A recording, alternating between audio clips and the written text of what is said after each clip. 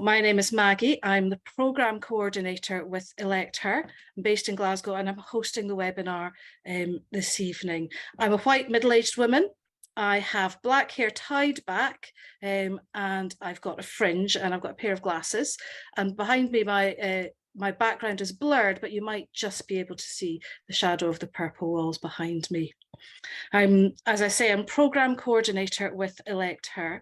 We work to motivate, support and equip women like you in all your diversity to have the knowledge, confidence and skills to put yourselves forward for elected office. We work across all parties and with various other partners in the third sector, and we're committed to creating spaces for women to explore your futures as future leaders, legislators and champions of Scotland's political governance.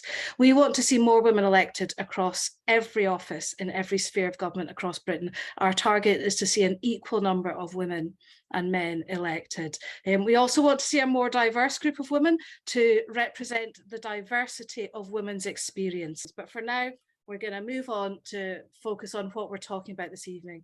We are absolutely delighted to be joined by three councillors this evening. We've got Holly Bruce, who is with me in Glasgow, councillor here in Glasgow. We've got Shamin Akhtar, councillor in East Lothian. And we also have Dawn Black, who is not actually sitting at the seaside right now, but she is in the coastal town of Stonehaven. So it's great to have the three of you. We also have our BSL interpreters. We've got Nikki and we've got Tebs. They will swap over as the evening goes, but we'll always have one of them on screen translating for you. And we have closed captions switched on. You can access these by clicking the CC button at the bottom of your screen, and hopefully that will, if that's helpful to you, that is there and available. I do want to acknowledge that this is a cross-party space. As I said, we've got a range of views in this room on political matters, but we are all here because we have a shared commitment to seeing more women elected in politics and to women supporting one another across political parties. And so we'll engage with respect at all times. So just a brief outline of what we're going to be doing in the session. I'm going to be having a conversation for about 15 minutes with each of our three panelists. And then we're going to have time after that to bring all three women back on screen, and you get your chance, the women in the room, you get your chance to ask the questions that you have.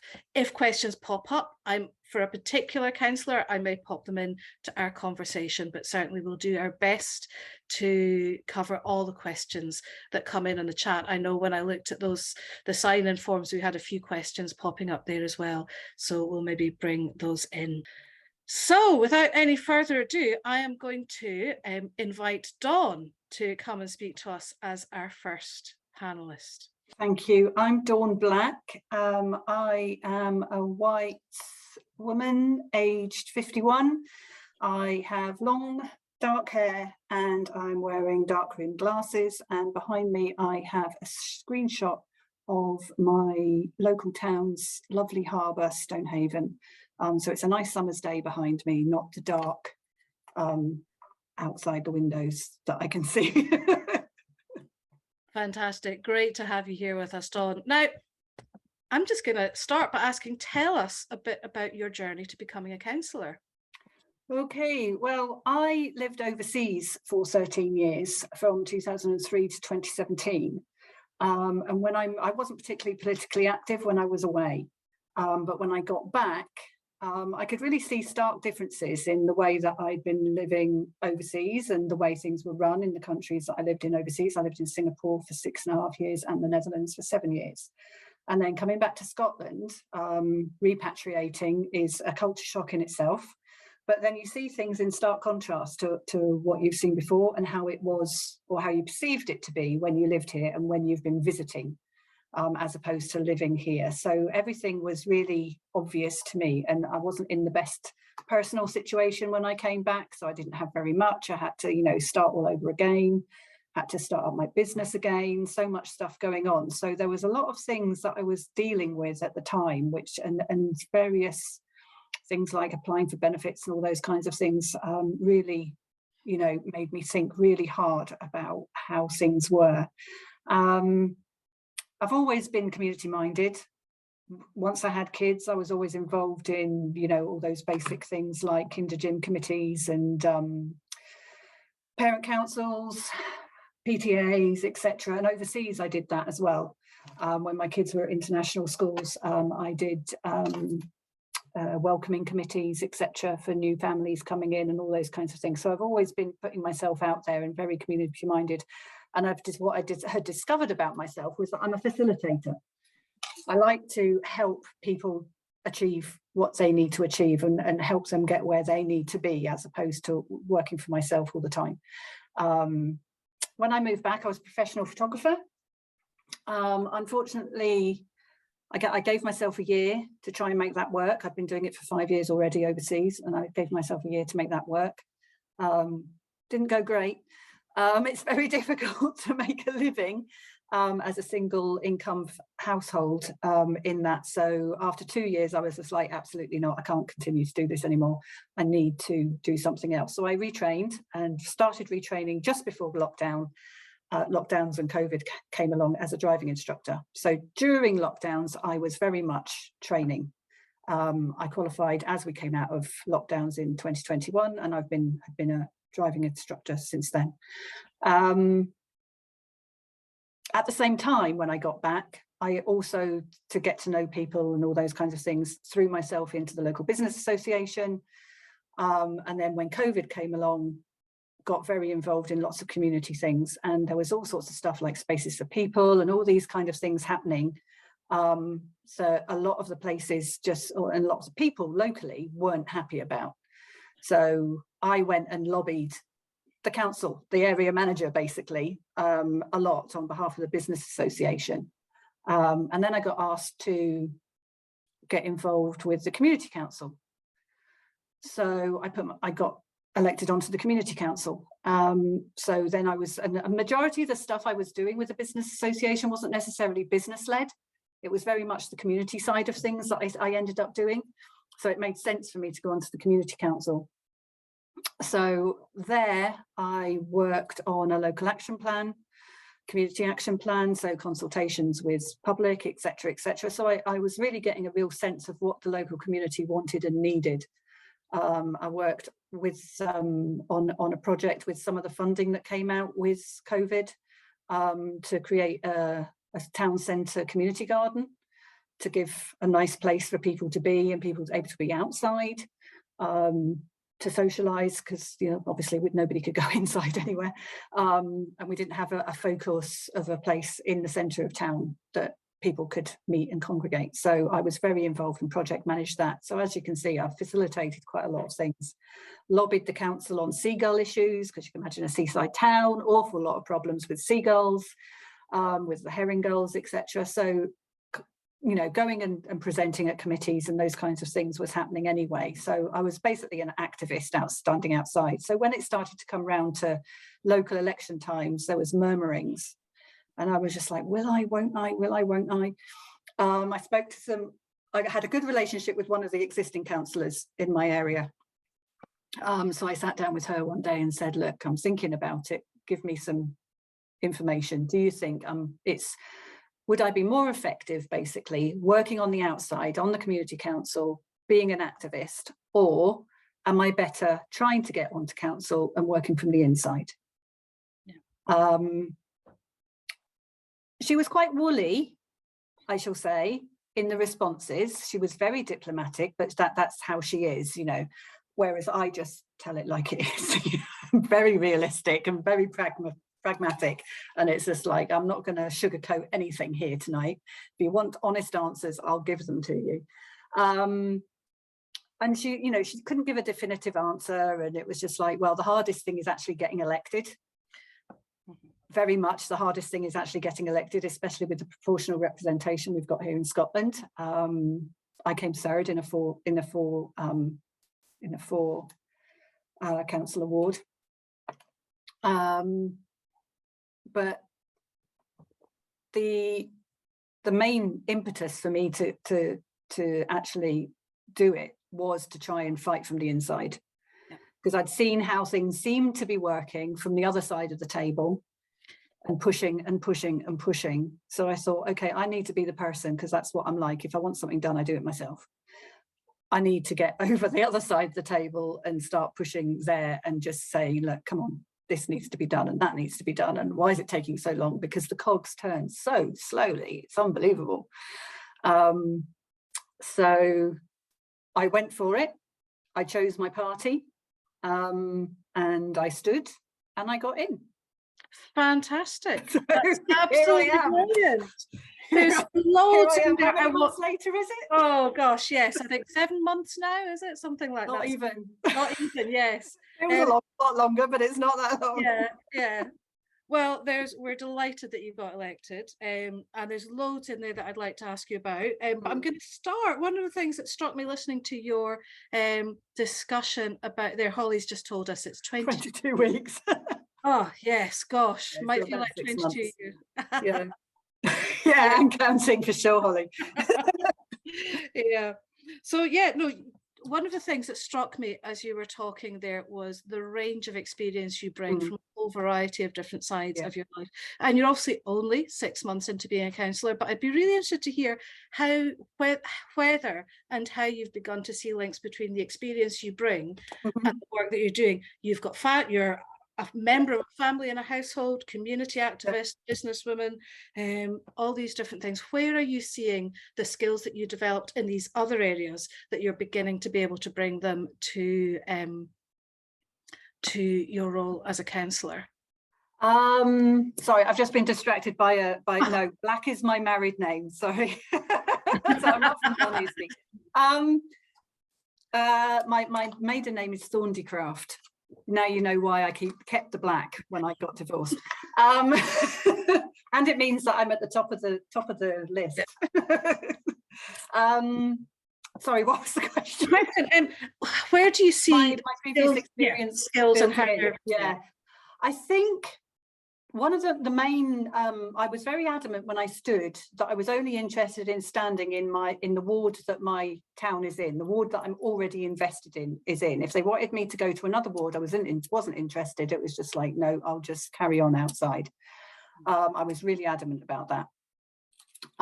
So I think my experience with the community council is really, really that's okay. It's really, really valuable, because you really, on a community council, it's a baptism of fire. The personalities that are in there, it's not particularly formal. Well, most of the ones that I've had experience of aren't overly formal, so it's a little bit of a free-for-all. So if you can hold your own in a community council, you can work in a council chamber, no problem. I have, over the years, and when I was a photographer, I used to teach workshops. So obviously standing up and speaking in front of people, I'm able to do that because I've got the experience of that, and standing up in the community council or the business association and pushing your own ideas forwards.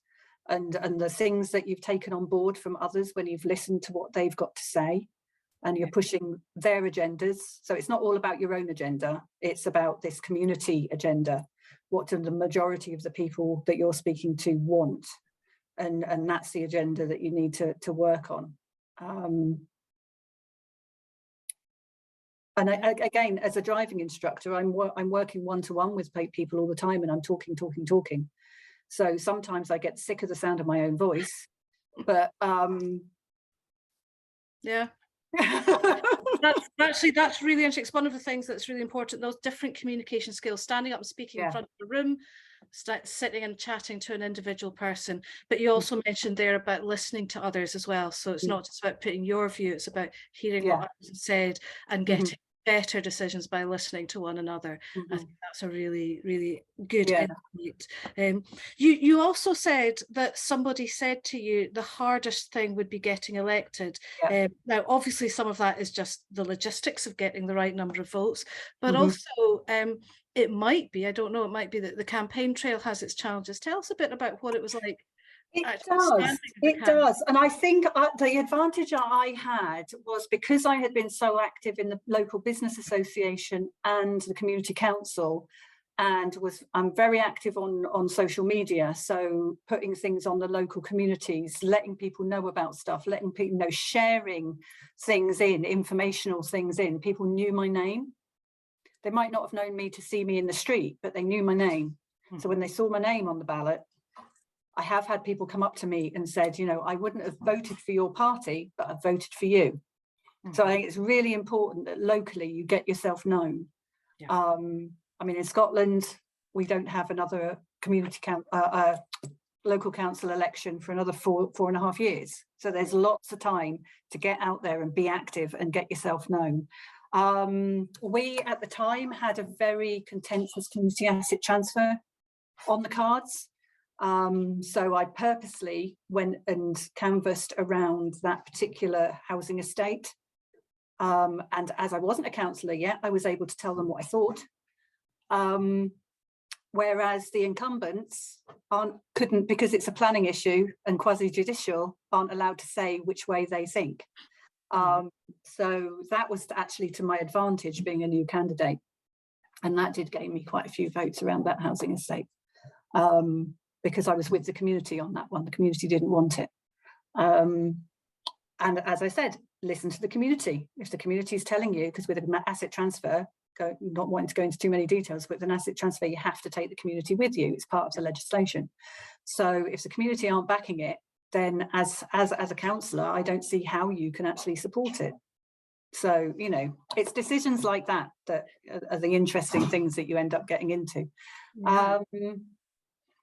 We went out canvassing. We didn't do an awful lot because it was still that time when it was a little bit dodgy. So we didn't actually have any hustings, thankfully.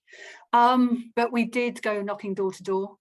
And you just have to, you know, you had the door slammers. You had the people that wanted to speak to you for half an hour. And then you had the people that were just like, oh, no, I don't want to speak. No, you know, I haven't decided yet, or yes, I support you, no problem, or I hate the party name. So you get all sorts, and as long as you don't take it personally, you develop a thick skin very quickly. Yeah. That is a big deal. I'm curious if either in campaigning or since you've been elected, there have been any particular issues for you as a woman that you've come across, any particular challenges or I've started doing surgeries, and I am very conscious of making sure I book places that are public. I don't want to be in an office that can have a closed door and nobody knows what's going on inside that room. So I use the library. I've just booked a bowling club, which has a meeting room, but I'll be keeping the door open. I'm very conscious for personal safety. I mean, I haven't actually been in a situation where I felt threatened, but with things that have happened in the past few years, I'm just not going to take that chance. Yeah. And whether that's just because you're a politician or just because you're a woman, you know, there's a bit of both. Yeah. I haven't, because of where we are, it's a very safe place and it's a fairly tolerant place. So I haven't really come across very much. Any vitriol I've had so far is because of the party, not because I'm a woman. Yeah. That's, yes, some interesting challenges in Scotland. I should say we have our councillors tonight represent 3 different political parties. Dawn, and it's because we work cross-party and we acknowledge our differences. Dawn, you represent the SNPs. SNP, yeah. So, and our other councillors will be representing other parties. Any comments or thoughts about working across party with women in the council? Have you had any opportunities there, or with people? I would say the most of the time cross party, because local government really should be about local issues. And in Aberdeenshire Chamber, when we have full council, it's very much a case of the politics is left at the door. We're working for our local community. And the same, excuse me, the same in the area committee, because it's such a huge council. There's 72 odd councillors, so it's divided up into 6 smaller areas. Each area has 3 or 4 wards in it. So I don't know, because it's such a huge council, I only really know the local councillors that are in my area committee in Kincardine and Mearns. And interestingly, we're having a little conversation before we came on with everybody else about how many women there were. And I mentioned that there's more women in my local area committee than there are men. So we've got 8 women and 4 men on our local area committee, which is great. I would say personality clash is more of an issue than party. Yeah. Because like I said, you know, everyone's just got the best interests. Having said that, when things come to a vote, it's very distinctive about how people vote, because if the lead person of that particular, like the administration or the opposition, because SNP are in opposition in Aberdeenshire, we have an opposition group of SNP and 2 independents. It does tend to go along those lines often. There are sometimes things, especially with planning, that doesn't necessarily, then it's personal opinion. But I would say the only time I've had issues with other women is personality. Yeah. Well, it's good to hear about good cross-party relationships, and and as you say, in local councils, often that commitment to the local area often trumps other things. Dawn, I could carry on this conversation, and we will when we come back to the end to the Q&A. But I'm going to say thank you for now, Dawn. No problem.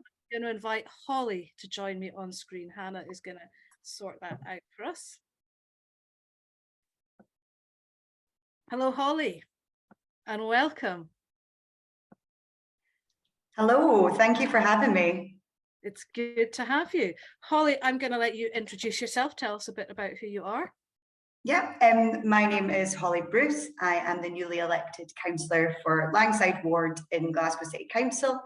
I'm a white 28-year-old woman with dark brown hair that's tied back, silver hoops and an orange/red jumper. And there is a white background behind me, which is my kitchen wall. Thank you. So Holly, again, tell us a little bit about how you came to become a councillor. Oh, it's also a long story. So I'm originally from the northeast, Dawn. I'm from Aberdeenshire. I'm from Fraserburgh originally, but I studied in Aberdeen. I studied law and then went on to be a student union president. So I would say that my kind of political journey started in the students' union, and my remit was communities. So I worked a lot with community councillors. I worked with the college, with Robert Gordon Uni, and with students as well. So that was kind of my start into politics. Essentially, I'd always been a politically minded, but that was kind of where it sparked. Once I did my year, my sabbatical year, it was a tough year. I'm not sure if anyone else on this call has been a sabbatical officer, but it's no mean feat. After that, I took a couple of years out and did some traveling and some thinking as to what my next move would be. And then I moved to Glasgow, where I now live and represent. So I began thinking, what did I want to do next? And I worked in hospitality for a wee bit, and then started doing some activism. So I chose the Greens, so I represent the Scottish Greens, and started doing activism locally in various wards in the south side of Glasgow, and really enjoyed door knocking, really enjoyed kind of online activism and and research as well. I really kind of threw myself into the policy side of things, coming from a legal background, and that kind of critical thinking was really good. And then I got a job with an elected MSP in Glasgow, which then started off my journey into working in Parliament, which was really good experience and exposure. And then I did a lot of work locally as well in the local branch. So I was a campaign organizer for 2 different elections, and yeah, I think that. And then basically someone approached me, as it always is within parties, someone approaches you saying, I think you'd be a good councillor. Yeah, and that's what led me to standing to be the candidate and then winning the election. Excellent. So you won in May this year. Tell us a little bit about what a typical week looks like for you as a councillor. What do you do? Oh, there is no typical week. I'm sure the other councillors will say as well. Each day is different, and I quite like that versatility. I enjoy the flexibility of the job, and I know there are significant barriers, and there's things that that need to be changed about being a councillor. But I enjoy the flexibility.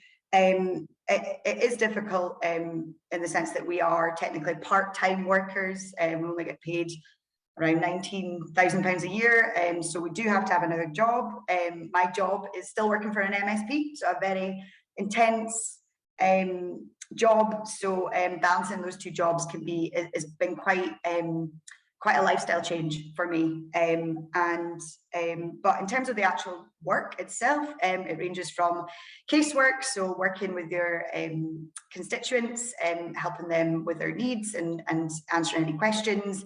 Usually it's bins or roads, or but occasionally you get like really good kind of projects. Like I've got a woman wanting to speak about rewilding a garden. I've got different people email me about public transport campaigns, so it's quite versatile. There's also the committees, so I'm on quite a few committees, which is quite good. When we got elected, because of the numbers in Glasgow, it was 37 SNP, 36 Labour, 10 Green, and then 2 Conservative. So we essentially got a working agreement together with the SNP.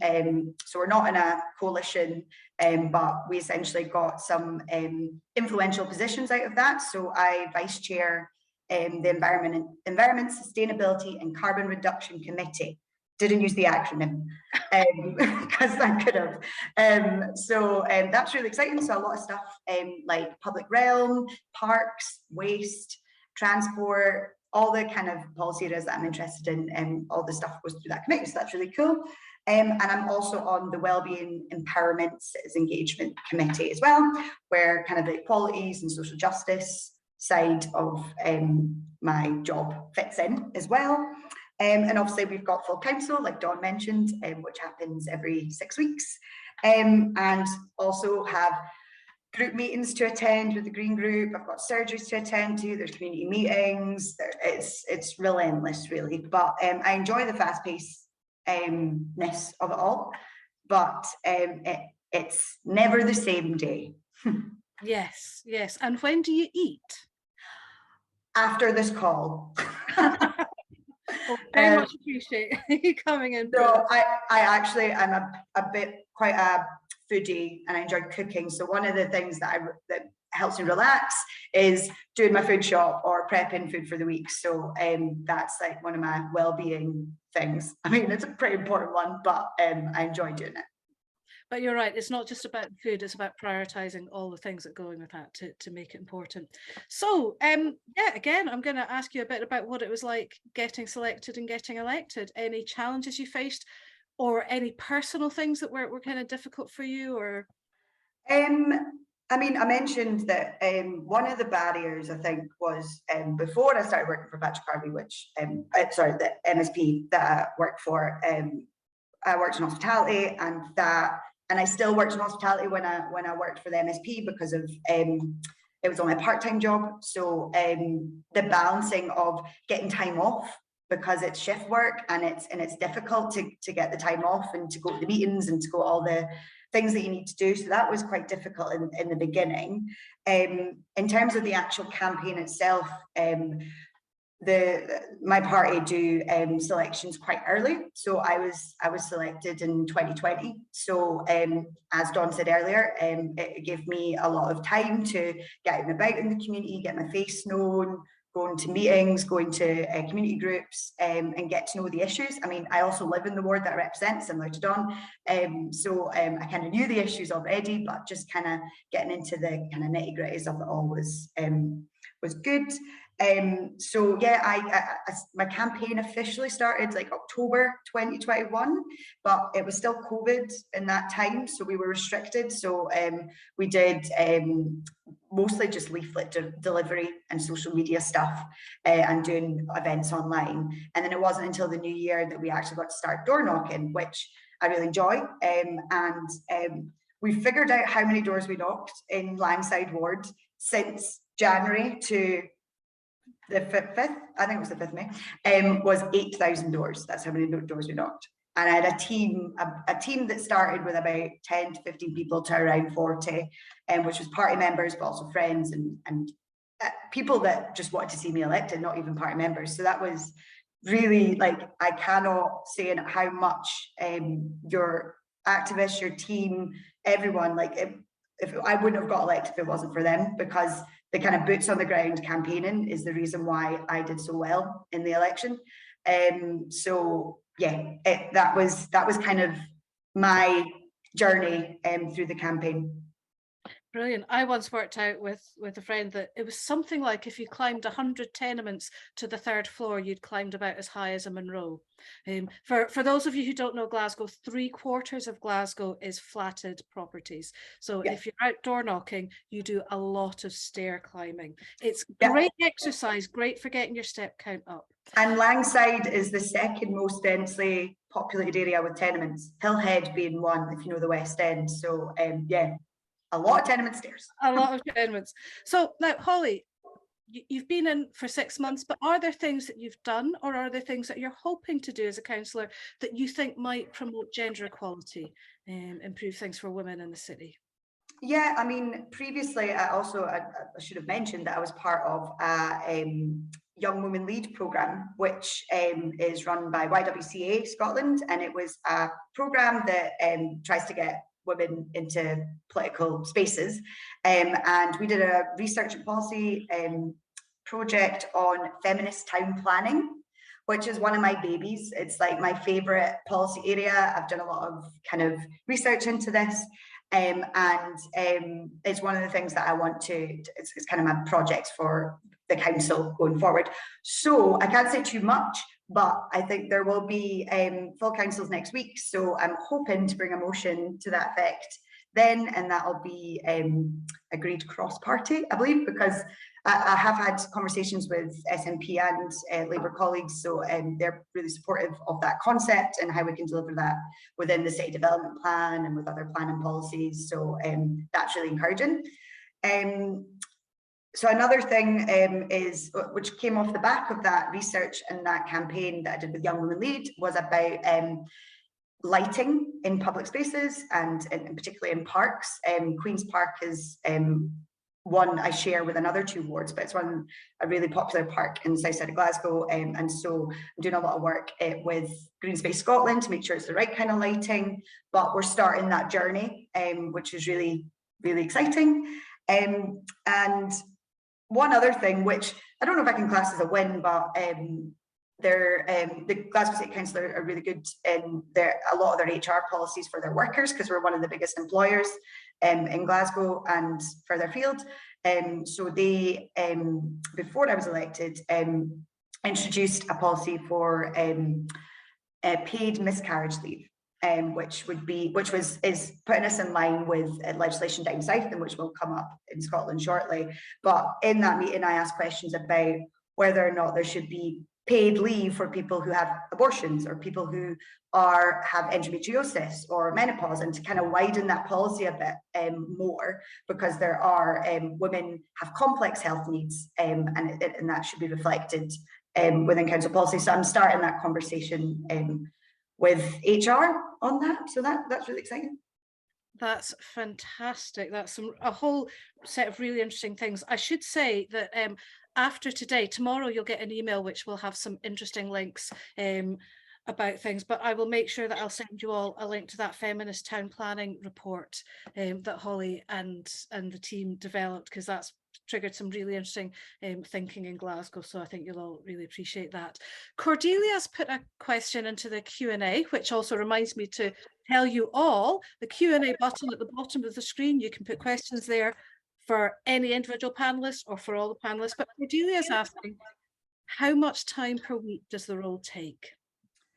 It is part-time. I try and do 2.5 days, but and it should be full-time, and I think there's a lot of conversations going on within Scottish Government and other spaces, Cllr, to make the salary better, so it does become a full-time job.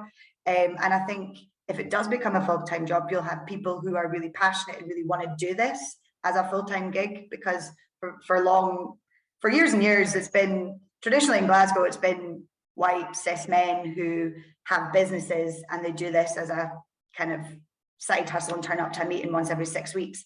So it's not, a lot of people tend to not put a lot of effort into it. I think there's a change now, hopefully, with, especially because a lot more powers are going to local government now, and we want to see more localised democracy. So with that, there should be a properly paid councillors. So yeah, that I would say it's not full time. You would have to work probably 2 or 3 days a week as a councillor if you want to do it justice. Yeah.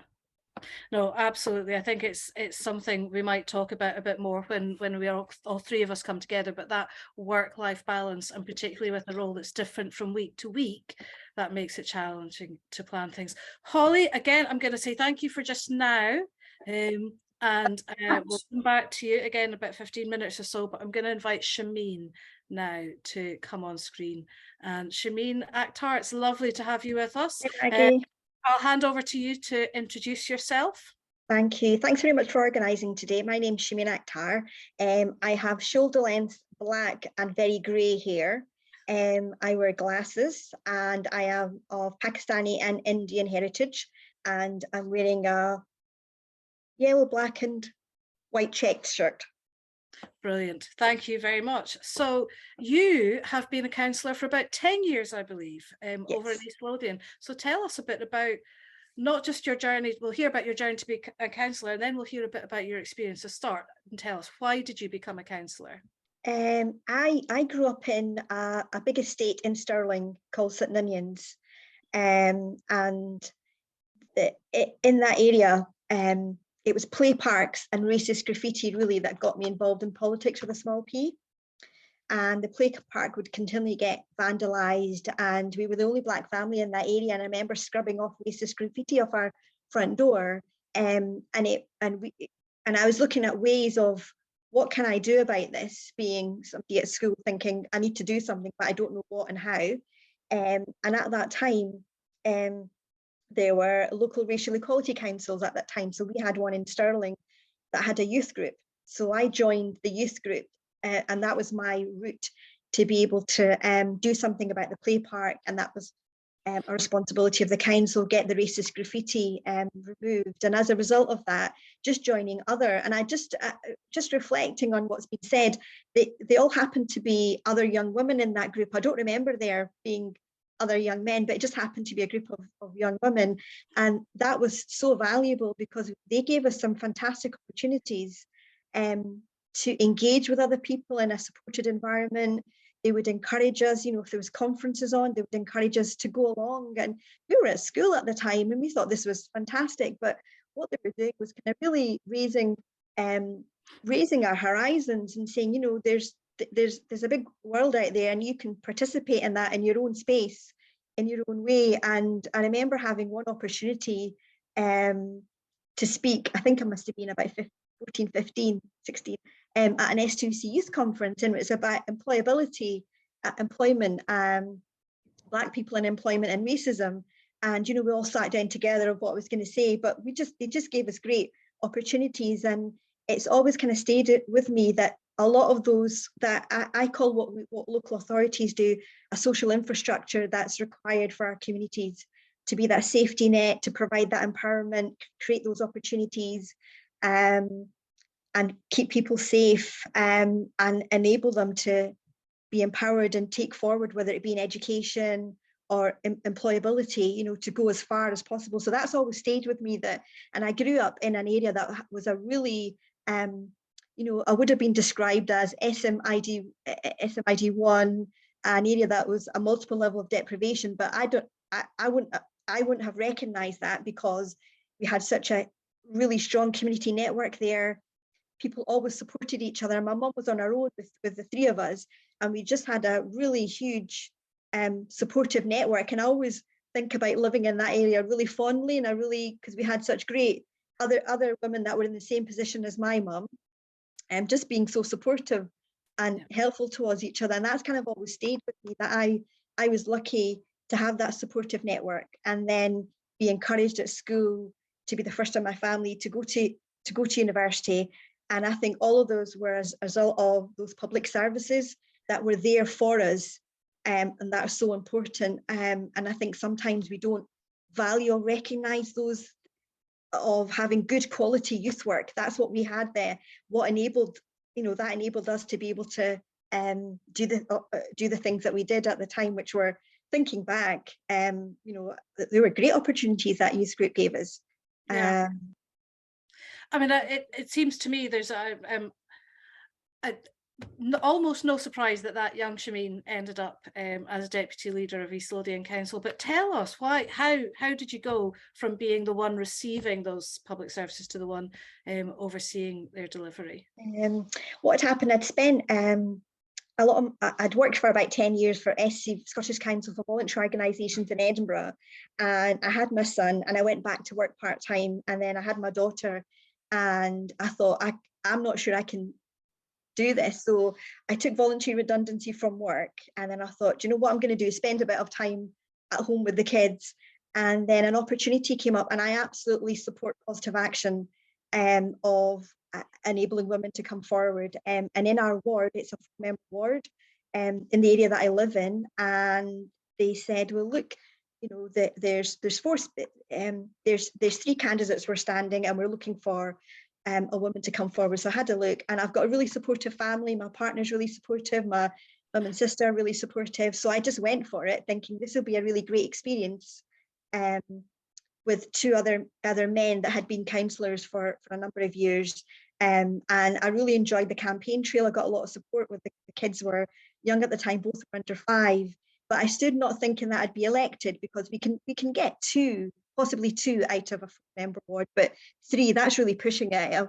3 out of 4 on a 4-member ward. But we had a great time. We went out, and at the time the kids were little, so I knew people from toddlers groups. I understood, I could relate to people who were worried about job opportunities for their family. So the 3 of us had we kind of related to different people in the ward.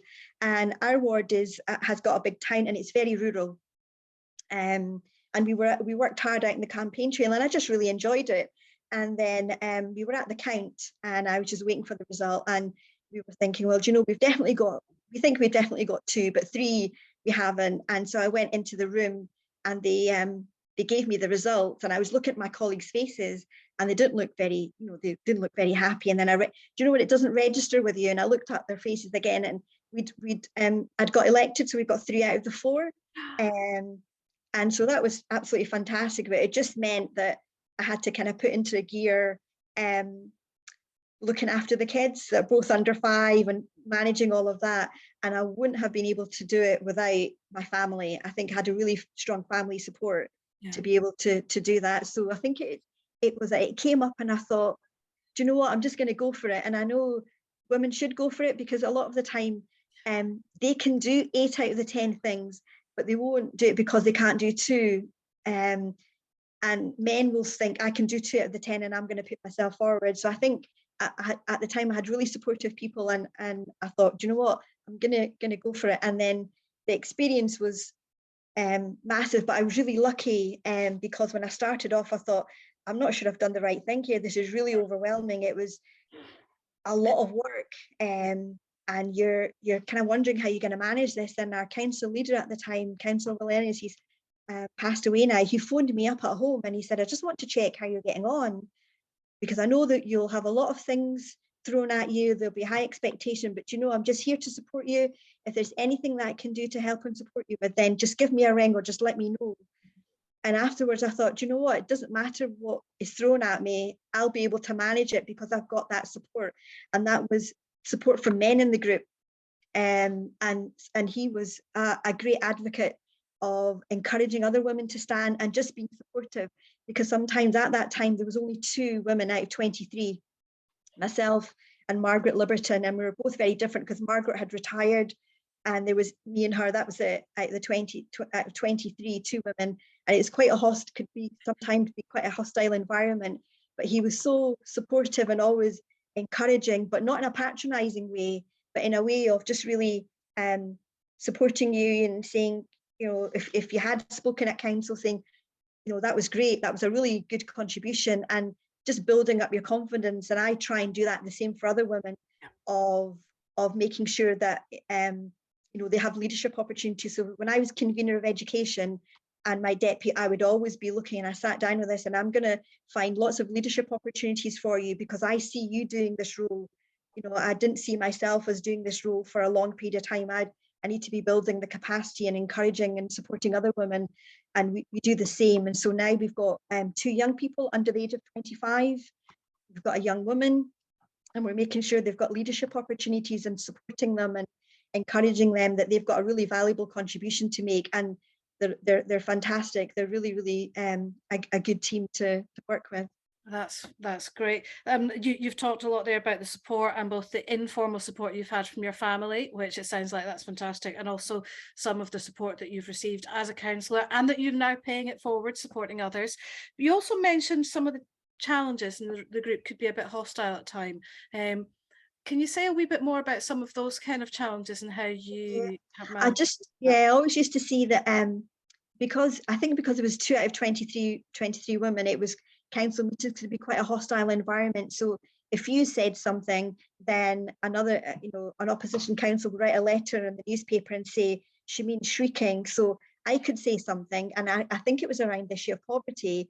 But if somebody else, if a man said it, well, you know, they're being assertive and they're making a point. Whereas if you're doing the same, you're perceived and seen as a different in a different light. And I think the bar that's set for you is much higher. Of the expectations and what you should and shouldn't do and what you should say. And I remember, like, my colleagues saying, you know, Willie saying to me, you know, never ever not ask a question, never ever not speak up and say what you want to. Always do that, you know, always do that. And I think that I find that quite hard, because I'm not a naturally confrontational person. I work by finding what we have in common together. You know, we might disagree, but where are our common ground, and then working around that and how we build a consensus to get that problem solved. So you could be of any grouping. So for example, over the last 10 years, I've seen one of the opposition groups that had no women in their group at all, but this time round, they've got some women, and my natural instinct was to go over and say, congratulations, that's fantastic that you're elected. You know, we're a different political party, but I'm absolutely delighted for you that you've been elected, and we're seeing more women on East Lothian Council, and that's great. And I think some of them were a little bit taken aback, thinking, oh, but that's as a Labour group, that's our natural instinct, that we work with others, we work with other women and other councillors, because it's all of our constituents. You know, it's not, we don't have a monopoly on that. Absolutely. There's something about the way you hold yourself that sets the tone. There was some research done at the last council elections. This won't surprise you at all, Shamin. And it was a text analysis of newspaper reports about how men and women were spoken about, and exactly what you're saying. The man speaks and the woman shrieks, and and often it's subtle, and you might not even, you might think, am I imagining this? But no, there's evidence of those small, subtle, tiny but relentless differences. But it's great to hear that you've got all that positive support and encouragement as well. I do want to ask you in a moment, I'm going to bring the other 2 back, but you've held a number of roles, and you're now deputy leader of the council. Tell us a little bit about what that involves, and congratulations, by the way. So thank you very much. That's really kind of you. It's a real privilege, it really is, and it's a real honour. And our role, our role is to make sure that our council plan is delivered, and I think always try and highlight what's going to make a difference. And I work really closely in partnership with my colleague who's the leader, who's really supportive, and always gives me leadership opportunities to do things. But I think it's really, I think it's a space where I'm really conscious that I try to the best of my ability to make sure that we're doing the right thing for all of our constituents and being aware. And I think that's where I use quite a lot of my lived experience of what it's like, you know, if we're working on the issue of housing or poverty or regeneration, of how important those building those council houses is, how important it is that we get the widest opportunities, and really keep asking the questions and keep pushing the boundaries of how, you know, we're doing well, but how much more can we do to support other, you know, to support women, support the voluntary. You know, we had a visit to our volunteer centre East Lothian. How do we make sure in the current challenging environments we keep sight of that? And I think I'm maybe the kind of reminder in the group. Oh, remember that's, you know, remember that's the value of the voluntary sector. And I've got a really good like-minded group of people that I've got a wide range of different experiences. But I think as deputy leader, you just feel you're making sure that you're kind of pushing that agenda to make sure that you've got a limited period of time and you make the biggest difference that you can, and doing that in a supportive way to your group, and also just reminding officers, look, this is our agenda, this is our priorities that we have to make sure we deliver on, because we're accountable to the electorate. You know, that we have to then explain whether something was delivered or not. And absolutely, with your lived and your work experience, that I can see how that really can come to life in that environment. And is there a policy area that you lead on?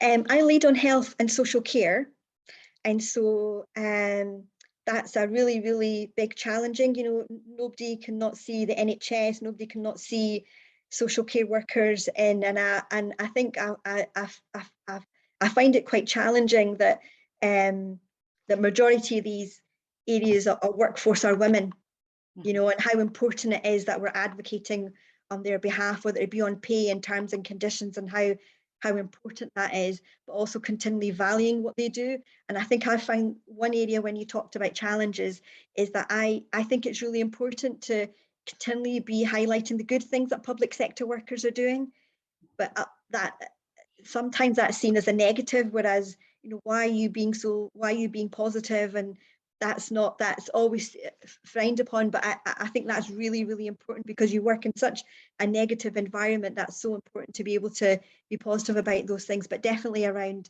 terms and conditions for social care workers and care packages is a big issue for us, because in East Lothian we're one of the fastest growing authorities in Scotland. Absolutely. Well, thank you, Shamin, as well, for what you shared. And now I'm going to invite Dawn and Holly both back into the room, on screen, and I'm going to encourage people to put your questions into the Q&A at the bottom there. You can click on that button, type up questions, and we'll be able to put them to all three of our councillors here. I know when you filled in your application, or your request to come along to the webinar, people put some questions, so I've pulled some of those out, and I want to ask you, and I guess partly picking up on some of the things we've talked about already. Cordelia asked about the time the role takes, and we touched on that a bit with Holly, but I want to ask you all how you're managing that work-life balance, and any particular tips or thoughts you've got on how to do that, how to maintain that healthy work-life balance in the role. Shamin, do you want to start us off? I do this full time, so I don't have any other role, and it must be really challenging doing this and having another role. So my hat off to you, Holly, of working at the same time. When you first start as a councillor, you think you should do everything yourself. Use your staff as much as possible. You don't have to do everything yourself. The staff are there to support you, but I can understand that you know, you've been elected and you have to do that. So I think I don't think I was very good at that at the very beginning, thinking I have to do all of this myself, whereas I don't, and using that and just carving out that space, making it really clear, do you know what, over the school holidays, so today something was organised, and so one of the feedback I gave was, could you make sure you avoid the school holidays, because we've gone from 2 out of 23 women to 40% women, so they have to make sure that they're taking that into account, and just making sure that you highlight those things, but and taking that support that's available to you from your family or your friends, and that not feeling guilty if somebody, you know, I've got 2 children, if somebody says, well, I'll take them to football for you, and I used to think, well, I need to, you know, not think that's okay. If somebody can give you a helping hand, then taking it. Absolutely. Dawn, what would you say about work-life balance? I am working as well. I still have my driving instruction, so I'm still doing that. I've obviously reduced my hours greatly, so I'm working that part-time. I work 6 days a week, so 3 days a week I am teaching. Mondays and Tuesdays are generally blocked off for council work. because we have our group meetings on a Monday, and then our area meetings are always on a Tuesday, and there's always various things plunked in on a Tuesday as well when we don't have area committee, because area committee is every 3 weeks. But then Wednesdays, I'm also on the licensing board, so it often will depend what committees you're put onto, what days you need to be free and how regularly you need to be free on those days. So it's just a case of, you know, diary juggling. So every 6 weeks I'm on the licensing board on a Wednesday, so my Wednesday students every 6 weeks don't get a lesson. Thursdays are hard because I've either got a policy committee, which is I'm on the business services committee, or you've got full council. So full council is on an 8-week cycle and policy committees are on a 6-week cycle. So, you know, there's a lot of Thursday students that don't get a lesson. So I actually try now to keep Thursday morning free, and then I can catch up on stuff as well. I made sure I wasn't on any committees that were on a Friday so that I could teach that day. I teach on a Saturday as well. So Sunday is sacrosanct. I do not work on a Sunday.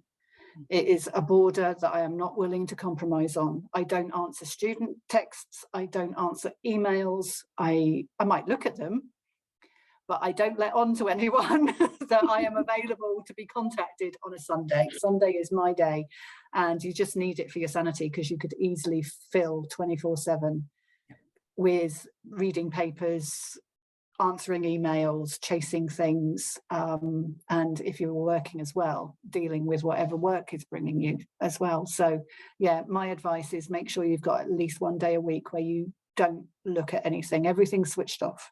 Yeah, good advice. Somebody once told me that if you do write emails of an evening, never send them in the evening. Don't send them. No. Always leave them in your inbox and put them out first thing in the morning. Not only does that make people think you're super efficient at emailing first thing in the morning, but it also means that you set that boundary, even if you are doing a little bit of work that nobody expects to hear from you of an evening or the weekend.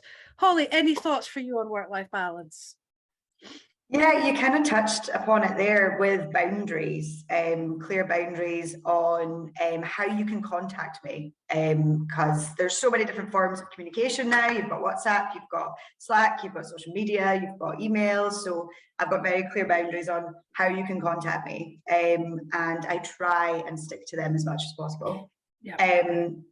And in terms, for me, what's really good is sport. So that really keeps my mental health in check. So I do a lot of cycling and football. So that kind of helps me get out all those angers a wee bit. Yeah, so physical exercise is really good for me. And I thought that was a really good point you made there, Shamin, about your support officer and your staff. And I mean, for us, I have a support officer who I get, it's between 3 other councillors who helps with like diary and casework and things like that.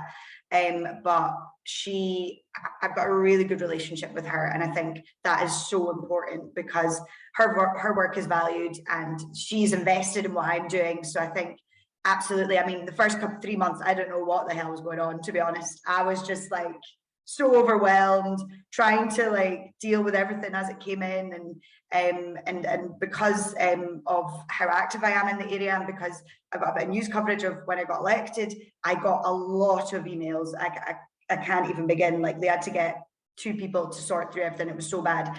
Anyway, but yeah, I think support officer, taking support and asking for it as well. Although I'm not good at that, and I need to improve on that. Yep. Always ask for help, and find the person that you can ask the idiot questions of and not be embarrassed, because it's not an idiot question. It's a question that is perfectly legitimate, but there'll be someone there who'll be able to answer any question that you've got. I've got a couple more questions coming in here. Trace has asked, and here's an interesting one. Is it better to be within a party these days to get changes made throughout the community? Melissa, who was going to join us, is an independent, and across Scotland, actually, we have, particularly in rural areas, there's quite a number of independent councillors. You all happen to be part of parties, although not necessarily all your lives. But tell us a bit about what are the benefits and maybe what are the challenges of being involved in a political party. I'll do it in reverse order. Start with you, Holly. A really good question. And In terms of getting elected, I think political parties have resources. They've got activists willing to come out and help you. They've got support in terms of like other types of support that they can help with. I mean, in terms of my party, in terms of Scottish Greens, we have no money. So a lot of stuff is volunteer run. We don't have much in terms of staff, in terms of branches and things like that. So it's really good to be part of a party to like kind of get the support, as much support as you can get. But there are challenges, of course, as well, with being part of a party, in that people can see it as quite tribal, and that you agree with every single thing the party says at all times, which is not right, and that is not a democracy. I challenge our leadership, I challenge our activists and everything all the time, because that makes a better democracy. That's how we make good laws, is that we all challenge each other all the time. So I think this like idea of tribalism and having to choose, obviously for me, I chose the Greens because that was the party that I aligned with most, and my values and what I believe in aligned in most with them. So that's why I chose the Greens. But yeah, I think there is an issue with having to choose a party, because we're all individuals at the end of the day as well. And as we've already spoken about, cross-party working is so important. And I'm happy to work with any councillor who wants to work on a policy with me. So yeah, hopefully that answers some of the questions. Thanks. Dawn, you've got a number of independents sitting in the council in Aberdeenshire. What would you say is the difference between those in a party and those who are independents? Most of the independents initially got elected as a party member, and then during their time they've left the party, and then they've restood as an independent. Whether that's because there has been a particular party policy that they really don't agree with, therefore they stand down, or there's personality issues, or what, you know, it's a bit of both, I think, sometimes. But I chose to go with a party because it's easier to get elected in a party, unless you're in an area that traditionally will look at independence. My area is not one of those. It's blue or it's yellow, basically. In my area, there's not much else going on. So there are a few independents, but like I say, they have been elected as party members previously. And like Holly said, you know, it's that party machine behind you, whether it's a small party or a big party. You've got the volunteers there, you've got people that even if they don't necessarily know you, they're invested in trying to get you elected. You know, they're boots on the ground, they're so keen, and such wonderful people. You know, it really is your activists, I think, that get you elected. So, yeah. Any other thoughts to add, Shamin? Yeah, no, I suppose I don't see it as a disadvantage. I was a member of the Labour Party well before I even thought about standing for any elections, and it was because that reflected my value base and what I believed in, and the issues that I felt needed to be addressed in society, locally or internationally. So that, and I think that people understand that, they understand it. It's a bit about how you then present that as a culture in a way in working in your group. I think that's really, really important. And we've got a manner and a culture where you know, our natural instincts of a group is to work with other people, and sometimes people want to work with you, sometimes they don't. But I suppose it was really interesting for me when they had induction. They had a kind of an induction or a training event for potential new people that were standing for council elections, and we had, you know, different opposition groups, and one of the opposition group members, she said, well, I found, you know, members of the Labour group really helpful and supportive to me, and I thought that was really nice. And that really, and I thought, you know what, that reflects as part of that group, that is a culture and a tone that you set in that group, that our natural instinct is to work with other people. But I don't see that as a disadvantage or a bad or a negative thing, because it's that value base, you know, the value base that you of how you work and what you're about is really important to me. So I don't think I could have, that was just natural for me, that, you know, if I was going to be standing as anything, it would be as Labour. But we are, we've got we've got 10 Labour, 7 SNP, 4 Conservative and 1 Green. So we're quite a varied. Yeah. Maggie, am I okay to jump back in? I have one other comment to make, if that's okay. It was about the fact that you don't, I know we're here today to try and get more people elected, but you can still affect change without being an elected rep. You can be on community councils, which you are elected to, but not paid for, unfortunately. You can be in trade union groups, you can be in tenant union groups, you can be in other activist organisations, and you can still make a big change there. So if it's the politics that scares you, because it can be scary, there are other groups with like special interests. If you're interested, get involved there. Yeah, absolutely. And in fact, we had 1 or 2 people signing up today saying, I want to support other women who are standing, and there's something there about saying I don't want to be elected, but I want to support those who are getting there.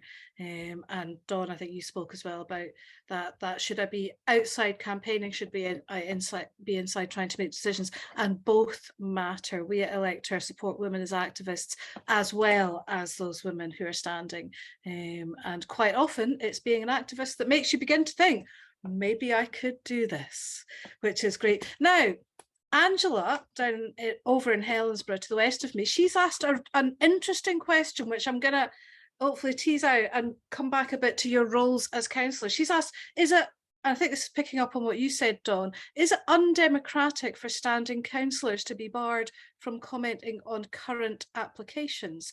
So, Dawn, you can start talking about that, but I think it'd be interesting just to tease out from all 3 of you, that difference between your political role and your non-political roles as councillors. Dawn, do you want to start us off? It's a really tricky one, because until I was actually, had been elected, and then we went in, you get elected, you're on the stands, they've said your name, you get whisked away into the back room, they take your photo for your pass, and you sign a code of conduct. And within that code of conduct is all the quasi-judicial things that you are not allowed to give an opinion on publicly, because when it comes in front of you, you have to be neutral and make a decision in the room. Okay, so I'm just going to ask you to say a bit more. What does quasi-judicial mean? That's a really good question. I don't know if I fully understand it yet. Maybe the more experienced of us, Shamin could tell us. Yeah, it's kind of like a legal, you're on a legal body, really. You're on a legal body, basically, with planning applications. Planning, So anything that's to do with planning, to do with harbour boards, to do with licensing, anything that's semi-legal, you have to be neutral. And so you're not, so in other, say in a council committee or a council meeting, you might vote as a member of a political party, and you might have a whip who's telling you what your party policy says, but on these quasi-judicial committees, you're acting as an independent, as an individual judge. Therefore, you're answering purely on the merits of the case and in line with the law. So that's a different role. So that very well articulated. Thank you very much. I don't just realize we've got a lawyer in the room. We should have gone to Holly for that. But yeah, so that I guess that's a distinction then. And Dawn, I think you're involved in a number of those quasi-judicial. So what does it feel? How does it feel different to you on those, if you like, non-political versus the more political committees you're involved in?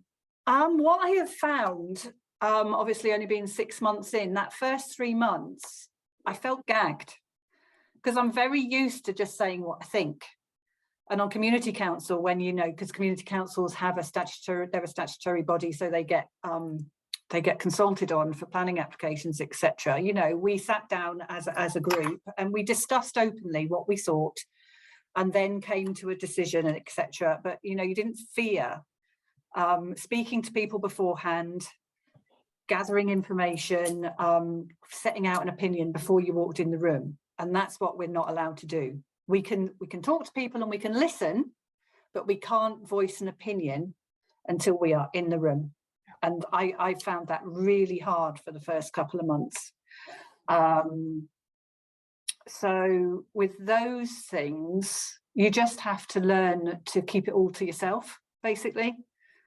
And just make sure that you've got good bullet points written down to make sure you don't forget to bring something up in the meeting, because basically everything has to be discussed in the public forum. So it can't be seen to have been decided behind closed doors. There can't be been a decision before you went in the room.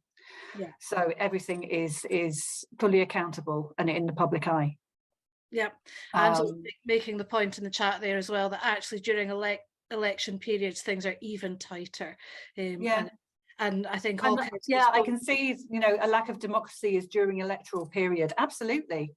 To be honest, yeah, it's a real shame that those sitting councillors couldn't voice an opinion, but it was because it was in the middle of the process already. And it's just unfortunate that it wasn't decided before the election.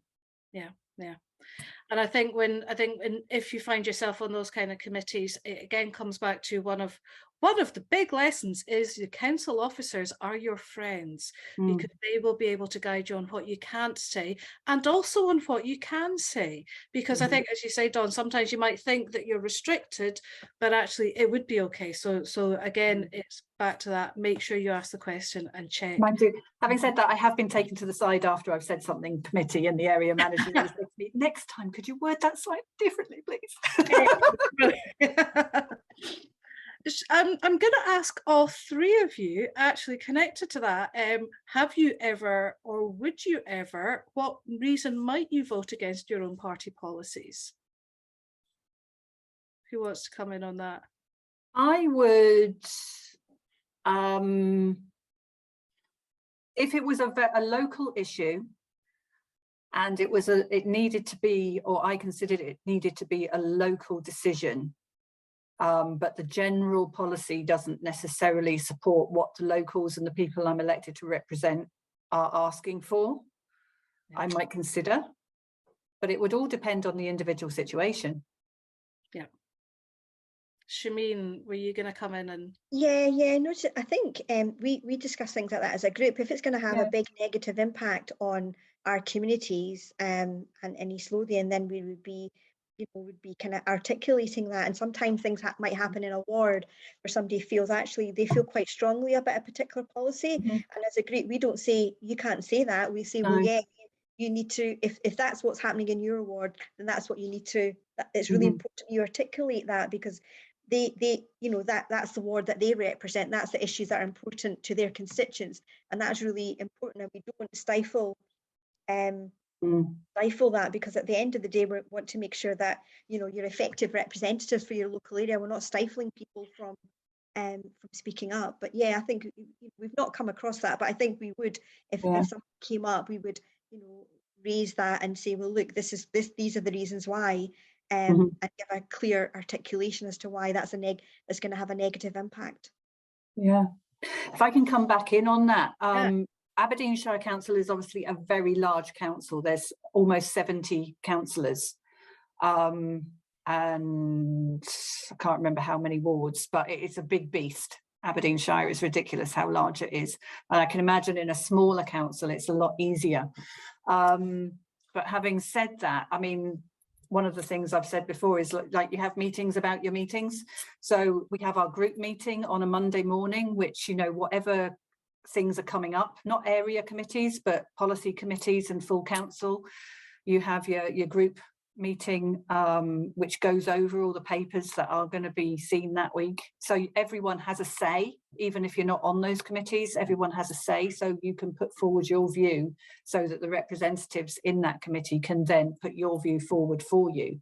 And it does come to a discussion. And most of the time it's very amenable, and there might be a little bit of toing and froing. But I mean, most of the time your views are taken on board and taken forward. Yeah, great. I'm going to ask.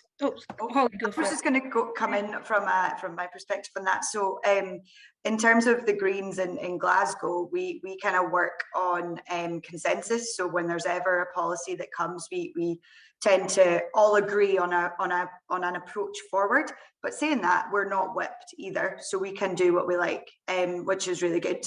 But we usually do agree on a way forward, which is really nice. And as Greens, we are very cooperative in that kind of nature. So I can't think of a specific policy that might make me sway, but if it was to ever to contravene the core values of me personally, and also of the party, that would make me think otherwise, and would actually make me think, why am I doing this in the first place? So I really hope I don't come across that in my time. So yeah, and quickly on the planning thing as well. So in Glasgow, I'm not on any quasi-judicial committees, which means I can speak openly about planning applications. And I did that on purpose because in my ward, there's quite a few planning applications that came, and I wanted to put an objection in because the community, I knew the community were really passionate about those. So I didn't want to be on the planning committee. And similarly with licensing board, there's a lot of late night, well, not a lot of late night venues, but it's quite a restaurant and late night venue place. So I didn't want to be on that because of people's concerns of alcohol licensing and things like that. So yeah, that's my tuppence on that. Brilliant, thank you. I'm going to ask you. Come back in, sorry, before you ask the next no, question. absolutely. I just find that really interesting what Holly just said. She didn't want to be on the planning committee. So obviously different councils work in different ways and will have different committee structures, because all of us in Aberdeenshire see planning applications. The planning applications go to the area committee, and everybody is on an area committee. So therefore we all see the planning applications. So it's really interesting how different councils run it differently. It's not always the same. Yeah, it also suggests that if you're thinking of standing for a council, one of the useful things you might want to do is meet one of your local councillors and find out how it's done in your area, and they'll how is it organised. Yeah. Well, you can go on the website and kind of look under democracy and committees and see how it's structured. And of course, one of the benefits now is that certainly in a lot of councils, they record council meetings so you can watch them. And that gives really good insight. It's very insightful. Although they could be a lot better and could be facilitated like you facilitated this meeting with BSL and captions and all the rest of it, because that's not happening in Glasgow at the moment. No, it doesn't happen for us either. No, there's a lot that could be improved. So I'm gonna ask you, what has been the most fun thing or the funniest thing, you can choose whichever, the funniest thing that's happened or the most fun that you've had so far? Holly, you look like you've got something. I mean, in terms of actual council work, for our first full council meeting as a group, we put forward an emergency motion about Eurovision, which we were really chuffed with. And obviously Glasgow got to the final two, didn't quite get there, but that was a really fun thing to be part of and to research and to put forward, because our other motion, our first motion, was about the cost of living crisis, which is horrific and soul destroying, and yeah, it's really difficult to have to write and action things to deal with the cost of living crisis. So having that as an emergency motion on the side was just really nice to like counterbalance it. So yeah, I would say the Eurovision motion was one of my faves. Absolutely. Shamin, what's been your? I would say that one of the kind of privilege you have is going out to visit groups, and just some of the amazing groups that are out there. And just for example, there was a day centre, and I don't know if you've seen the rickshaw bikes, and I'd gone over and I said, that's fine, you know, I'll get onto it and I'll take one of the residents round Haddington. There was no way, I'm 4'10", there was no way that was even going to happen. So I went round. She said, it's just round the corner, cycle it round. So I got round and I said, look, I'm really sorry, Caroline, I know my limits. This is my limit. I'd be putting somebody in harm. I won't, you know, I'm really sorry, I'm not able to do this, because if the seat go down any further. She said, no, that's it. So she said, she says, get in there. And she before I know it, she straps me in, and we're going around Haddington to the big town near there's a river time all the way around there, and just some of the fun things you're able to do. And so when I came back, and it was amazing, there's somebody else was waiting, and she was in her 80s waiting to go in there, and she looked really nervous, and I said, it's absolutely amazing, it's fantastic. So she's kind of looking at me thinking, I'm not really convinced by you, Shamin.